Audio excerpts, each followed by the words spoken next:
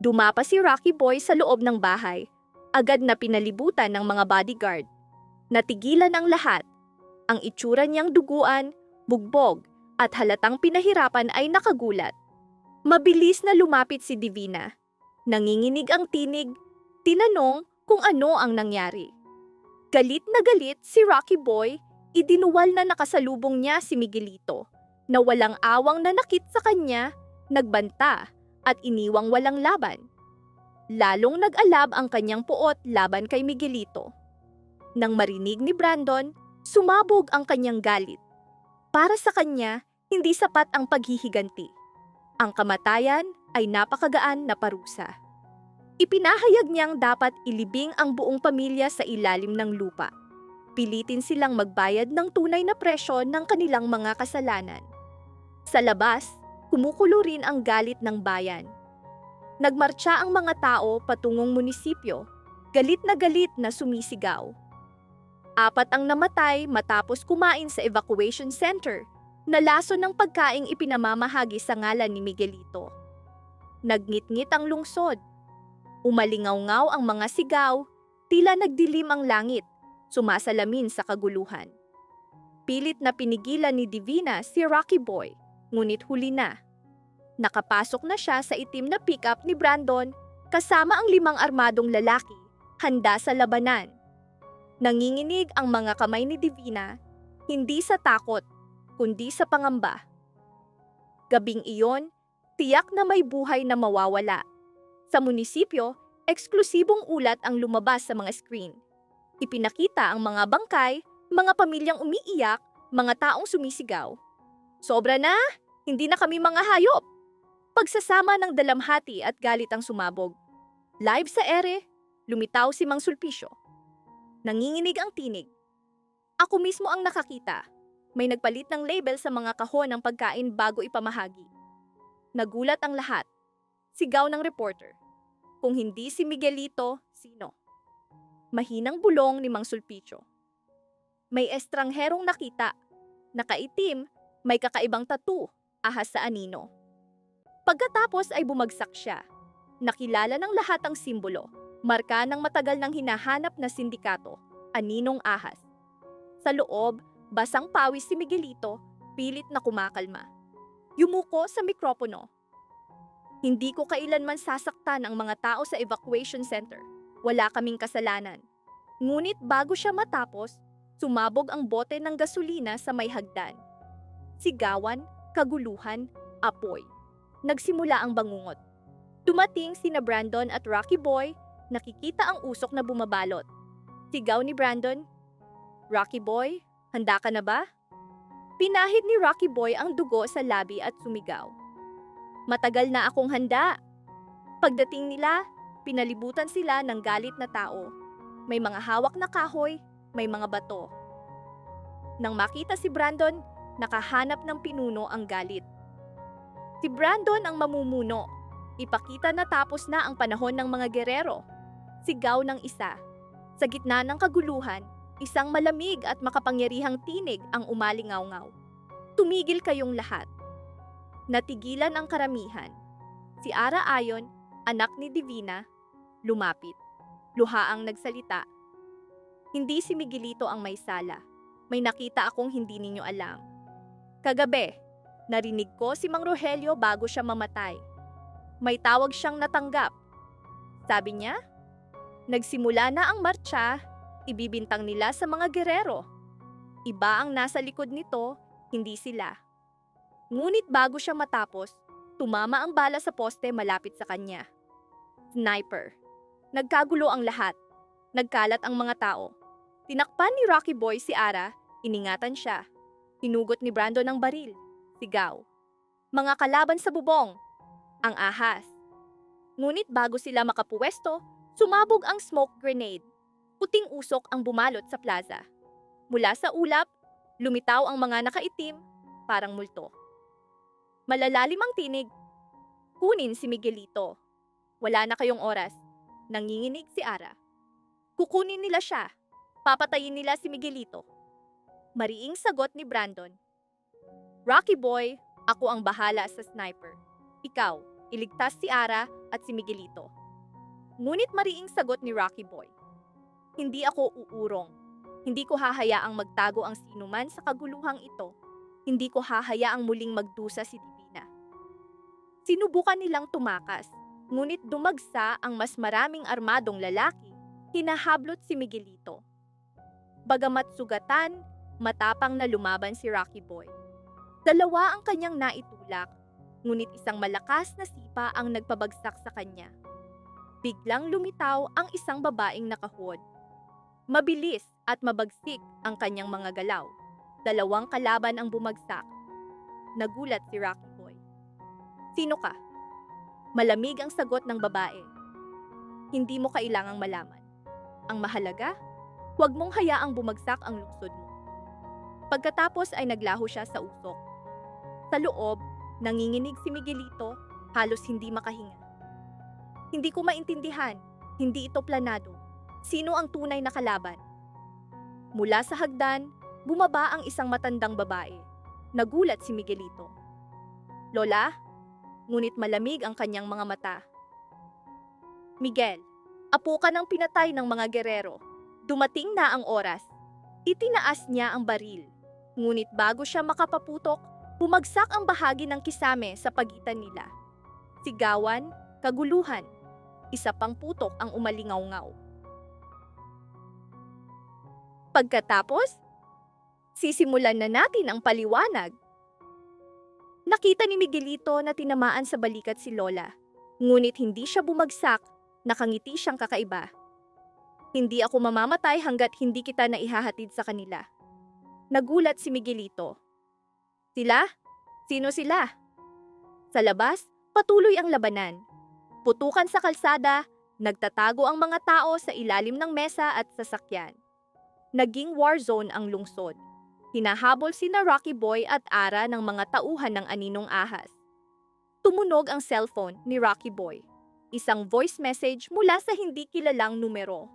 Pinakinggan niya at nanlamig ang dugo.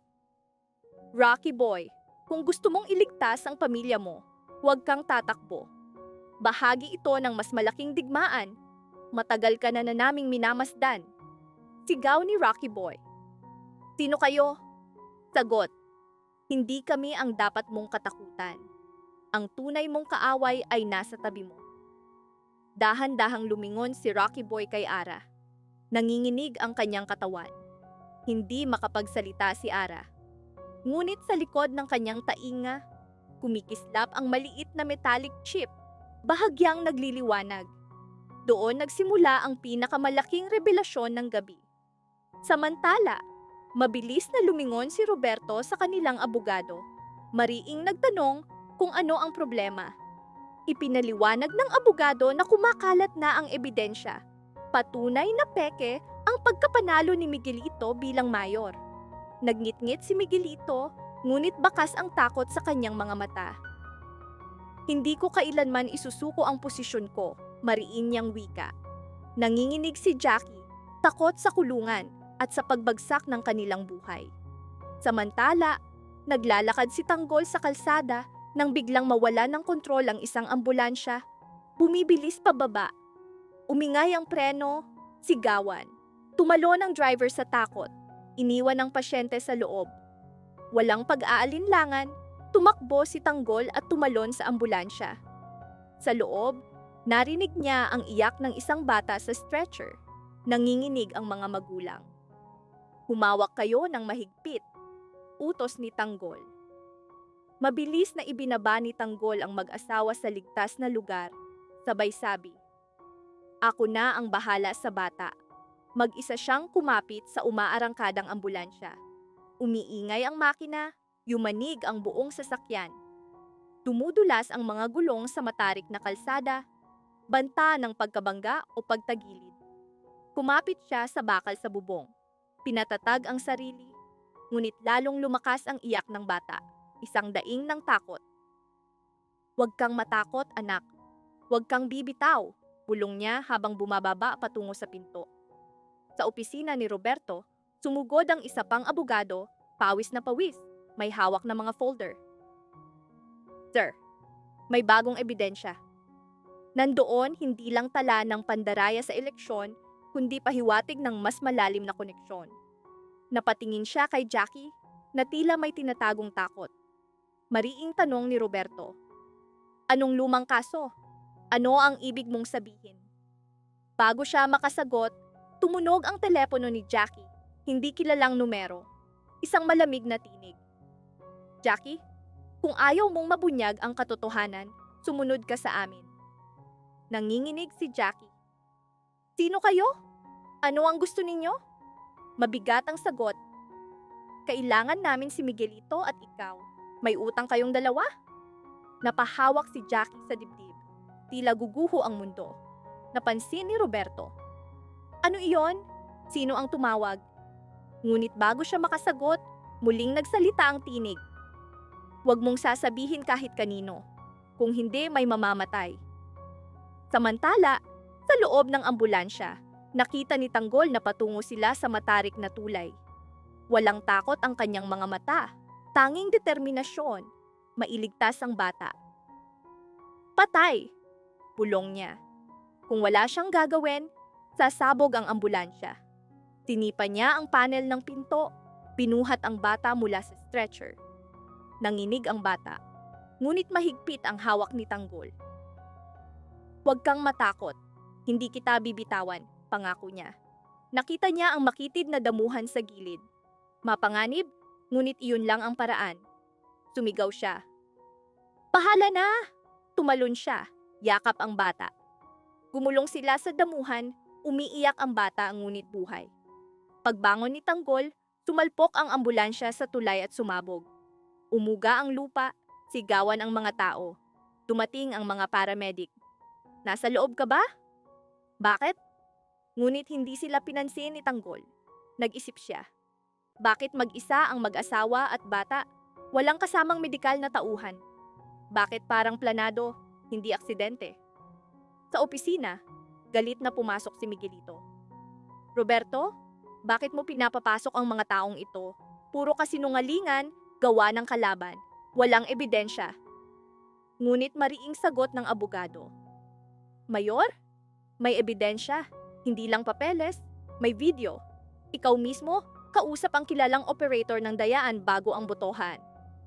Nanlaki ang mata ni Miguelito. "Hindi totoo," sigaw niya, ngunit bakas ang takot. Mariing sagot ni Roberto. "Hindi ako iyon, Mayor." Lalong naggitngit si Miguelito. "Hindi mo kailangang malaman." Napatingin si Roberto kay Jackie, nakayuko, nanginginig, luhaan. "Roberto, matagal ko nang gustong sabihin, ngunit tinakot nila ako." Biglang bumukas ang pinto. 2 lalaking nakaitim ang pumasok, malamig ang mga mata. "Mayor Miguelito," wika ng isa, "sumama ka na sa amin ngayon." Napaatras si Jackie, bulong, "Sila ang tumawag sa akin." Mariing sigaw ng isa, "Tumahimik ka, nakatago ang kamay sa bulsa, may sandata." Tumayo si Roberto. "Hindi kayo pwedeng pumasok ng ganito. Sino kayo?" Ipinakita ng isa ang papel, arrest warrant na pirmado ng mataas na opisyal. "Sir Roberto, kasama ka rin." Nanlaki ang mata ni Roberto. "Ano?" Napaluhod si Jackie, umiiyak. "Huwag niyo siyang idamay." Ngunit malamig ang sagot. "Wala na tayong oras." Tumunog ang telepono ni Roberto. Mensahe mula sa hindi kilalang numero. 2 salita. "Target na." Nanikip ang dibdib niya. Sino pa ang gustong pumatay kay Tanggol? Bakit? Biglang sumabog ang bala mula sa sniper. Nabasag ang bintana. "Yuko!" Sigaw ng abogado. Nagkalat ang mga papel, napasigaw si Jackie, hinila siya ni Roberto sa ilalim ng mesa. Putukan ang sumunod, ngunit biglang tumigil. Sumugod ang mga pulis, dala ang arrest warrant laban sa 2 nakaitim. Nagkatinginan ang 2, saka tumakas, naglaho sa gabi. Naiwan ang kaguluhan, takot, at malamig na pakiramdam na lalo pang dumilim ang gabi. Sa damuhan, mahigpit na yakap ni Tanggol ang bata. Lumapit ang pulis, pinasalamatan siya sa tapang ngunit nagbabala. "Sir, Ang mag-asawang iniligtas mo ay naglaho. Walang tala, walang ospital, mukhang hindi sila tunay na mag-asawa. At hindi kanila ang bata. Nanigas ang mukha ni Tanggol. Bago siya makasagot, muling umalingaw-ngaw ang putok mula sa mga puno. Isang lalaking nakaitim ang nakatutok sa kanya. "Sir, yuko!" Sigaw ng pulis. Dumapas si Tanggol sa likod ng kotse. Tinakpan ang bata habang sumabog ang lupa sa kinatatayuan niya. Mahinang bulong, "Bakit ako ang tina-target? Sino ka ba talaga?" Umiiyak ang bata. Habang pinapakalma niya, napansin ni Tanggol ang palawit sa kumot. Binuksan niya at nanlaki ang mga mata. Nakaukit ang mga salita. "Anak ko, Roberto." Nanlamig ang dugo niya. Bakit pangalan ni Roberto? Sino ang tunay na mga magulang? At bakit may gustong pumatay sa kanya dahil sa batang ito? Sa kabilang panig ng lungsod, nakatanggap si Roberto ng ikalawang text. "Tanggol, buhay pa." Lalong lumalim ang bangungot. Kumalat ang kaguluhan. Si Rocky Boy, naglalagablab pa rin sa galit matapos bugbugin ni Miguelito, ay uhaw sa dugo. Lalong nagngit-ngit si Brandon, humihiling ng ganap na pagdurog sa pamilya Guerrero. Sumabog ang galit ng publiko matapos mamatay ang 4 na evacuee dahil sa lason sa pagkain. Nayanig ang posisyon ni Miguelito bilang mayor. Lumabas ang ebidensya ng dayaan at lalong lumalim ang takot ni Jackie. Isinugal ni Tanggol ang kanyang buhay upang iligtas ang pamilya mula sa tumatakbong ambulansya. Sumabog ang sasakyan, ngunit nabuhay ang bata. Mahigpit niya itong niyakap, ramdam ang bigat ng kapalaran. Dumating ang mga armadong lalaki sakay ng mga itim na van. Walang mukha, walang awa. "Kunin ang pamilya. Walang dapat mabuhay." Sigaw ng isa. Iniharap ni Tanggol ang sarili. Lumaban upang ipagtanggol ang mga inosente. Nagsisigawan ang tao para sa SWAT, ngunit natigilan sa takot. Naalala niya ang mga salita ng ina. "Hindi dahil sa dugong Guerrero, kundi dahil pinili mong maging mabuti, kahit mas madali ang kasamaan." Nagbigay iyon ng lakas, ngunit isang malakas na sipa ang nagpahina sa kanya. Biglang huminto ang isang patrol car. 2 pulis ang bumaba, ngunit ang isa ay palihim na nag-text, "Nandito na siya. Ready ang extraction." Samantala, naglalakad si Miguelito sa malamig na opisina, pawis na pawis. "Jackie, kapag kumalat ang lason, tapos na tayo. Kapag lumabas ang ebidensya ng dayaan, sisirain tayo." Sino ang nagtaksil? Nanginginig si Jackie. "May tao sa loob. Sobra na ang kaaway natin." Dumating ang mensahero. "Mayor, may affidavit si Brandon mula sa dating campaign officer mo." Halos bumagsak si Miguelito. Sa pa ang sumugod. "Sir, may engkwentro sa highway kasama si Tanggol." Nangitim ang mukha ni Jackie. May kinalaman ba ito sa iskandalong ginawa natin? Alam na ni Brandon, kailangan natin itong pigilan. Sa unang pagkakataon, napaiyak si Miguelito, hindi sa awa, kundi sa takot. Sa highway, dumating ang isang itim na van. Bumaba ang isang babae na nakaitim na coat, kumikislap ang salamin, hawak ang tablet na nagre-record. Matatalim, malamig ang kanyang mga mata. Kumpirmado, si Tanggol ito. Simulan ang Operation Lunas. Siya si Miranda Alvarez, dating asset ng Guerrero na matagal nang naglaho. Ngayon ay nagbalik. Dala ang mga lihim na mas malalim kaysa inaakala ng lahat. Lumapit siya sa ambulansya. Pinagmamasdan si Tanggol na sugatan ngunit matatag. "Hindi mo alam, Tanggol," bulong niya. "Ikaw ang susi sa pagbagsak nila." Pinindot niya ang pulang button. Lumitaw ang extraction team sa likod ng van. Sa sandaling iyon, dumating si Brandon sakay ng motorsiklo. Nang makita si Tanggol, nanigas ang panga. "Hindi kita hahayaang mamatay, lalo na't magpapatotoo ka laban sa kanila."